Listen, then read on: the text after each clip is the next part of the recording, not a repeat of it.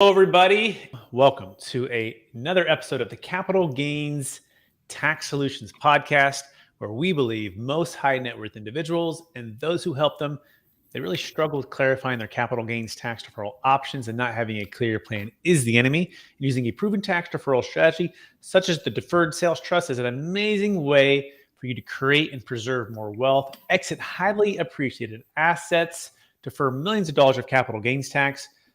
Again, so you can create and preserve more wealth or help your clients, friends, or family do the same. My name is Brett Swarts, and I'm founder of Capital Gains Tax Solutions. And we're on a mission every single one of these podcasts to bring some of the best real estate, financial, wealth, and business minds in the world, where they can share their ideas, deal stories, tactical wisdom with us so we can all create and preserve more wealth. So I'm excited about our next guest. Before we go there, by the way, we're also streaming on expert CRE secrets as well. So all of our commercial real estate experts out there, or investors that are listening, so glad to have you listening to us. I'm excited about our next guest. He's out of the great state of Arizona. He is on a mission to help you grow your wealth, particularly through ATM and cash flowing businesses. And he's going to share his story with us and the advantage that he brings with over 40 years of business development, financial services experience, and an executive team that has built alliances across the industry to help you grow. And something that we all love, cash flow, but guess what? Sometimes it's from these sources that perhaps we didn't think about, right? And ATMs perhaps are one of those ones that I'm curious to learn about, and I think you are too. Please welcome to the show with me, Michael Guthrie. Michael, how are you doing? Fantastic. Thank you so much for having me, Brett. Excellent. And for our listeners getting to know you for the first time, would you give us a little bit more about your story and your current focus? So, and it's a wide range of things also. Me and my wife started an ATM company back in 1996 on her credit card. We bought our very first ATM machine, installed it in a nightclub in San Francisco, drained our bank account of all $2,000. And that club, thank God, it was only open on Friday nights and Saturday nights. Otherwise, we would have run out of money. And we would actually go to the club on Friday and Saturday night and watch ourselves actually make $2 at a swipe, just so we could actually make sure that the business was actually viable. And at the time, I was still working in a hospital as an MRI tech. And that's what I did for a spell while we started to grow that, what we called our side hustle at the time. Amazing, Mike. I love that. The fact that you guys were hands-on and you weren't even sure. You drained the bank account. You're working the regular job. And by nights and weekends, you weren't just partying like the rest of them, although you probably have a good time there at the club as well. You were actually watching people do it. So on average, Mike, I'm curious, how many swipes would happen on those first few months or first few nights? So you'd probably see 20. The interesting thing is we would watch and you do 25 to 30 swipes a night. And every time there was a swipe, my wife would be like, we can have another drink. And it was sort of weird, but because we were so new and so young. I think I was 27 or 28 at the time when we started that business, this business. And it was a completely different time, something we weren't used to doing and actually being able to see money being generated. We were used to working for other people and letting them generate the money and pay us a weekly paycheck every Friday.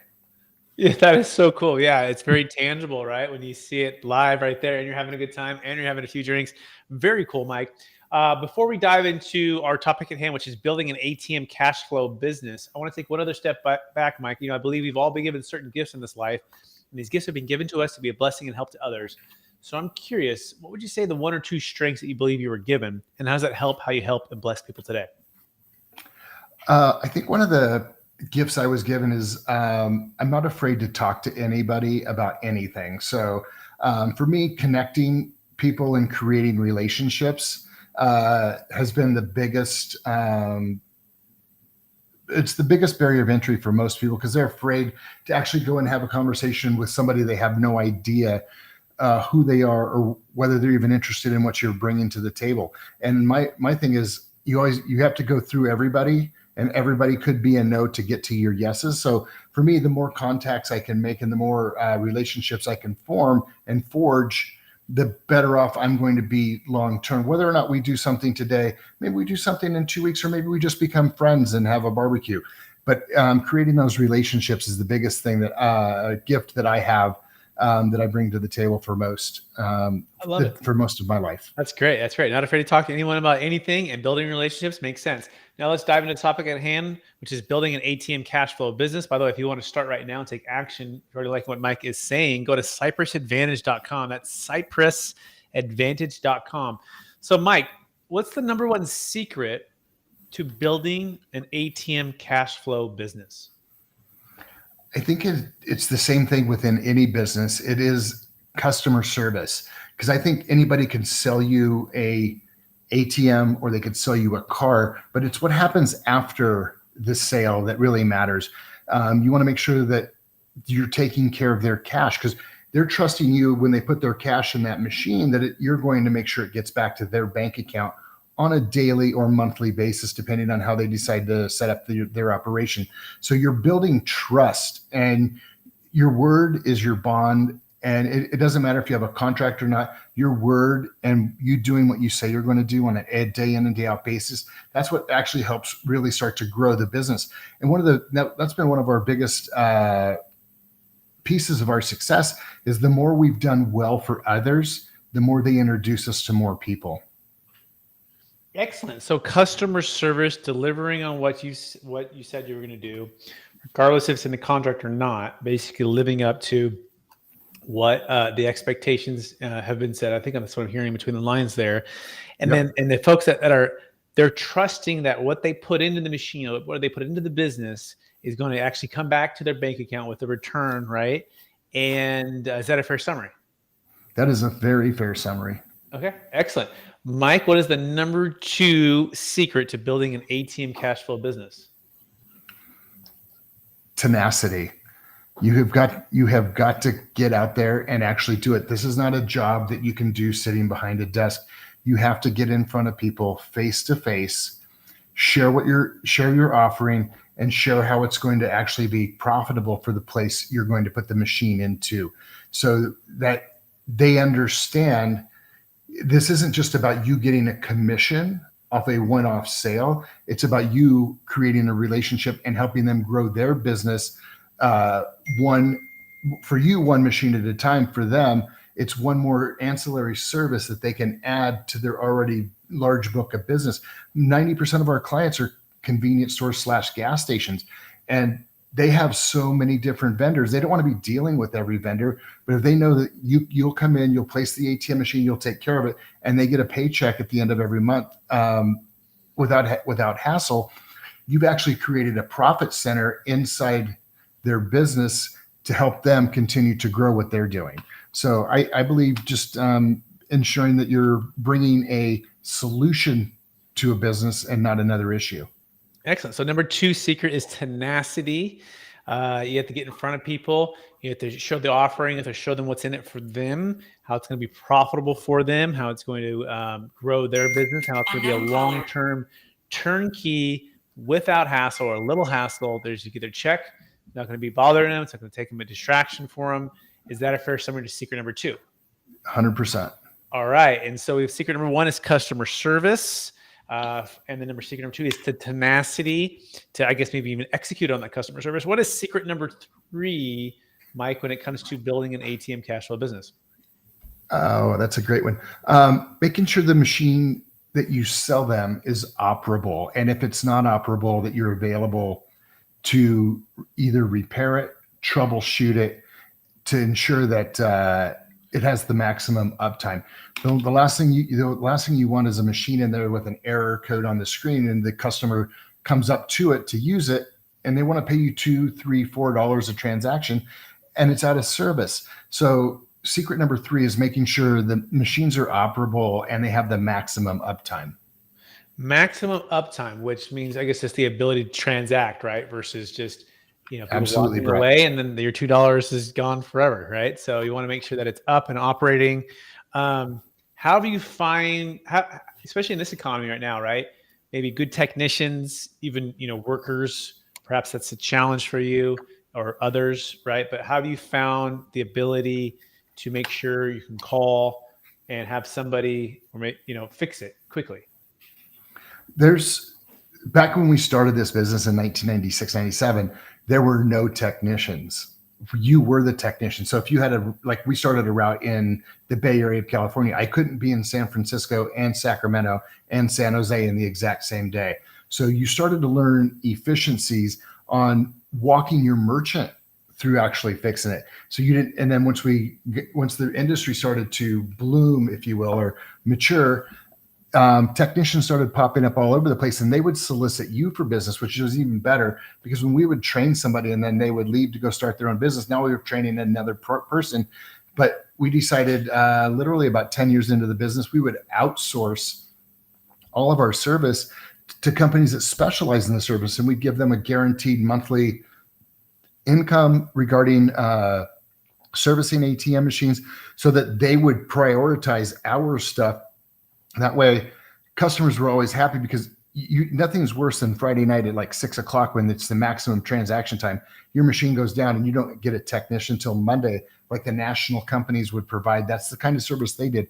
We would come out Friday afternoon, Friday at 7 o'clock, and we would fix it. So then you would be up all weekend, but you had to train people. And then once we got people trained and the industry matured, there were technicians all over the place begging for work from you so that you could actually provide that service for your clients.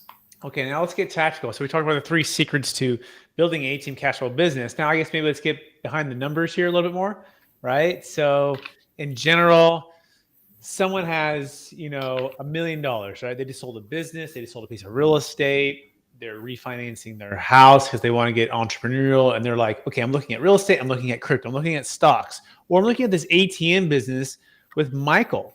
So Michael, make the pitch, if you will, or the argument or the persuasion here for why right now in the ATM business, and what kind of numbers. You work hard, you have tenacity, you have great customer support, you have systems in place.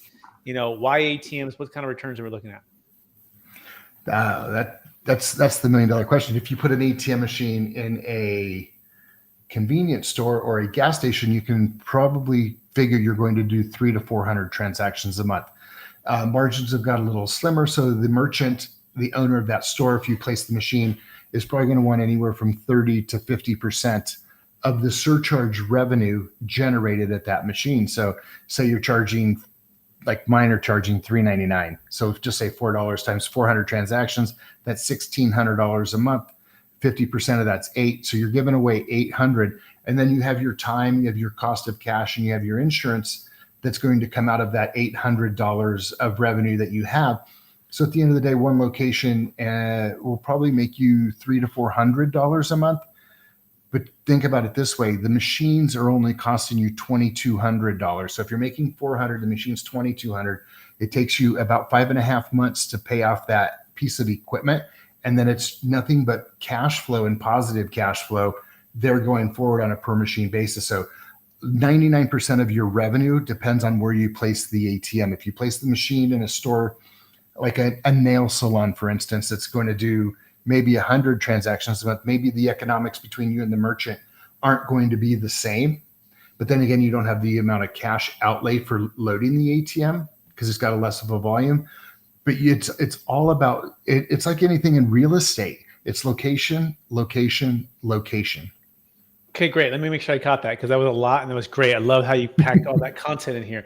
So, all right, I have $1 million and I just want to start the first one. I find an amazing location, cash, high traffic convenience store.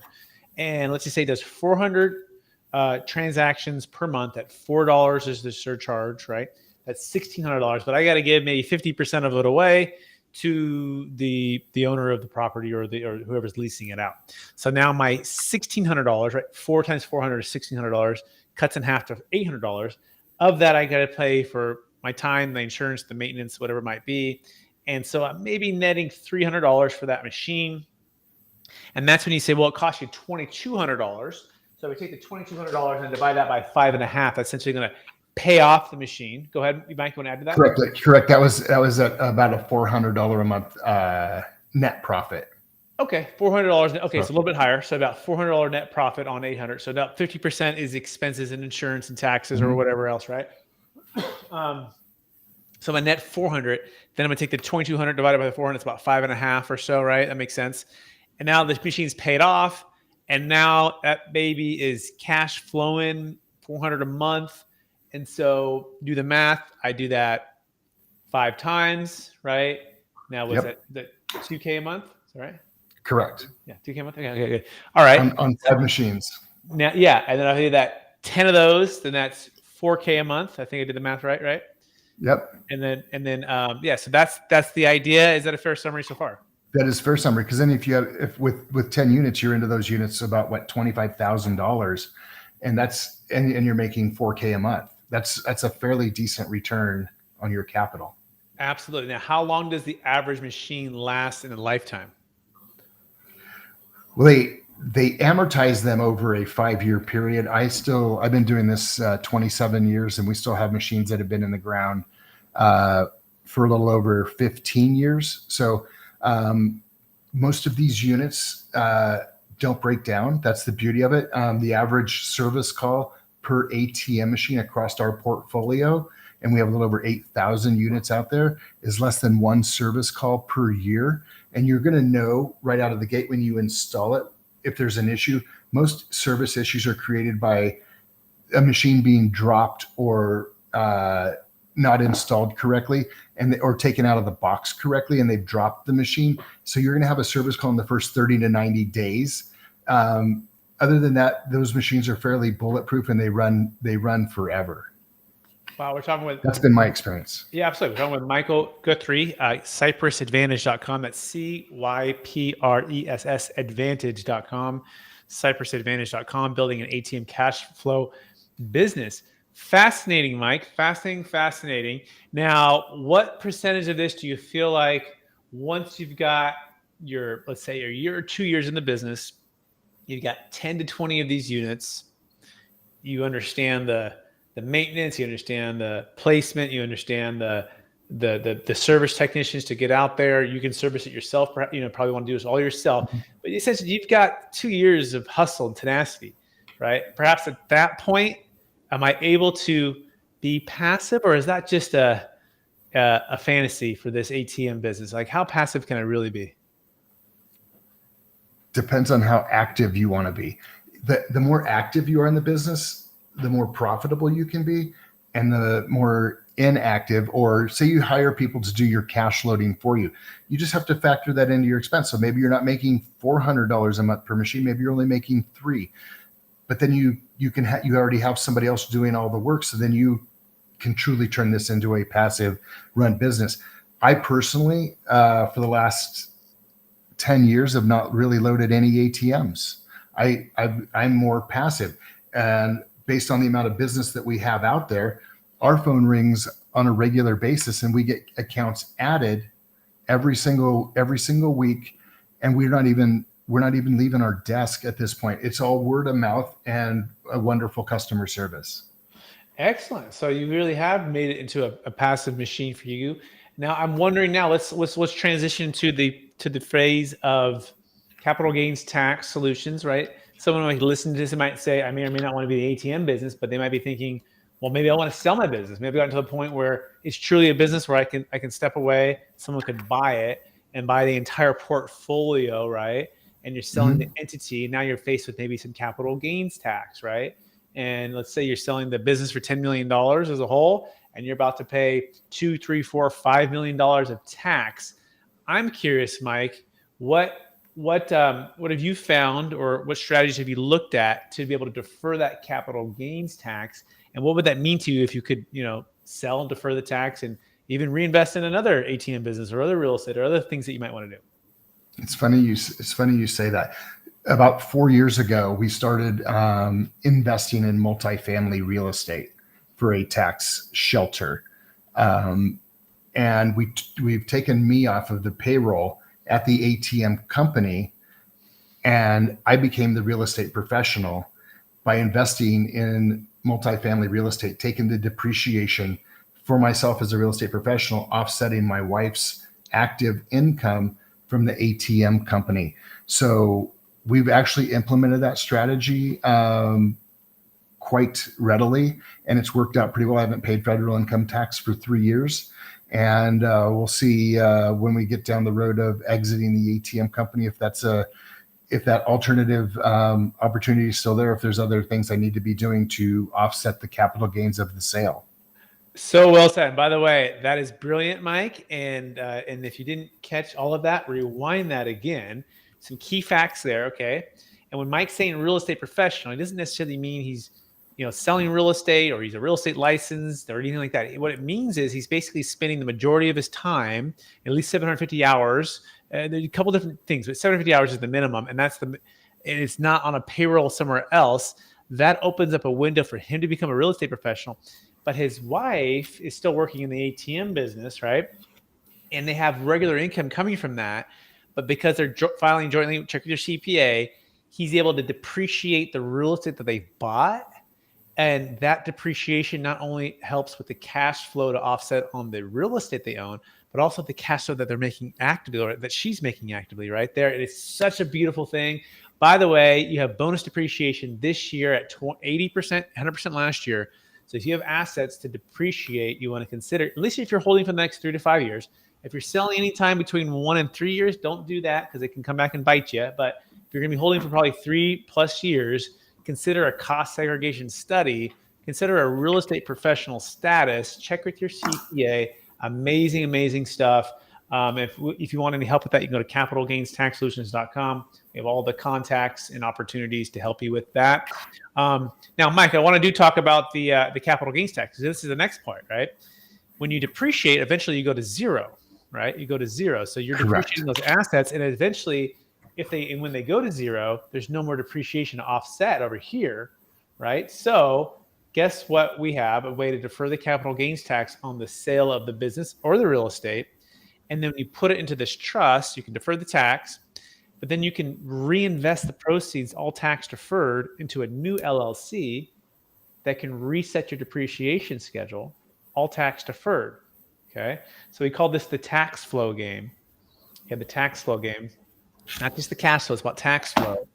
And you rinse, wash, repeat. And so I'm curious, does any of that resonate with you? I'm all ears. I'm listening. You are now the sensei, and I'm the student. Absolutely. Well, I appreciate that.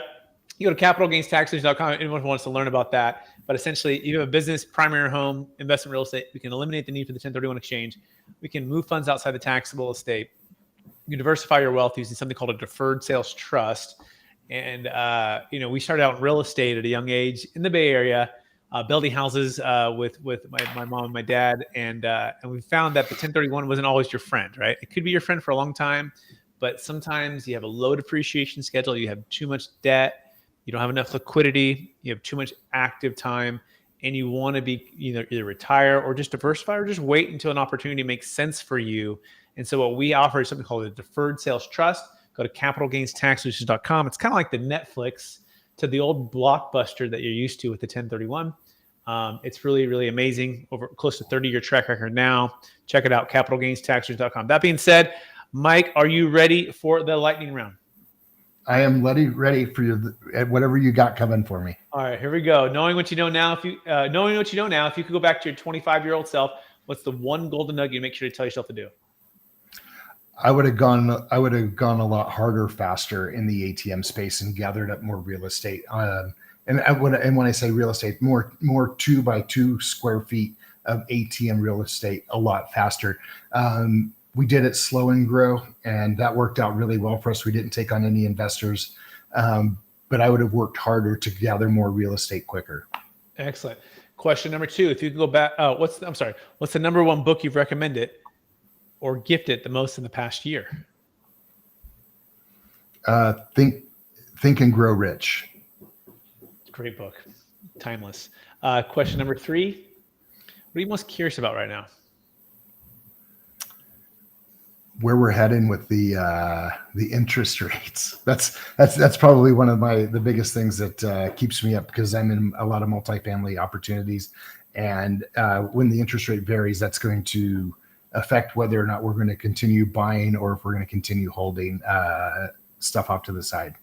100%. Those interest rates are really, you could have great occupancy, great NOI, but you can have bad debt or good debt that becomes bad debt because of rate caps in place, and it's really challenging. So 100% For really sure. interesting to see all that. Question number 4. What's the number one leadership quote or theme that you strive to live by?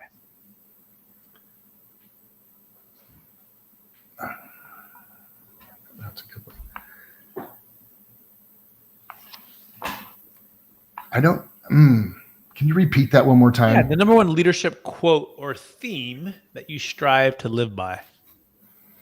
Life's happening for me, not to me. That's got to be one of the big ones that I like to remember. I don't ever want to be the victim. I want to be the one that's out there knowing that what I'm doing is happening for me and that God has his own plan for my life. And I'm just supposed to surrender and continue to step forward. Amen. Love that. Love that. Love that. Last question. After all your success, helping all the people you've helped and doing all the things you've done, what would you say helps you the most to stay grounded in your values and stay encouraged to charge forward to reach higher heights? Just continuing to give back. We all learn from others, and whether or not we're at the top of our game, there's always going to be somebody that's going to go a little bit further. And so if we can continue to give back to the younger generation and help them, show them the way and mentor people, I think that's going to pay dividends for everybody long term. Amazing. Michael, I want to thank you for being on the show.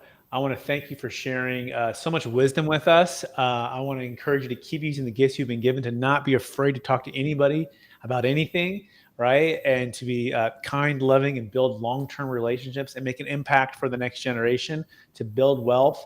So thank you for being on the show. Truly enjoyed it. For our listeners who want to get in touch with you, could you remind them one last time what's the best place for them to find you? 2 places.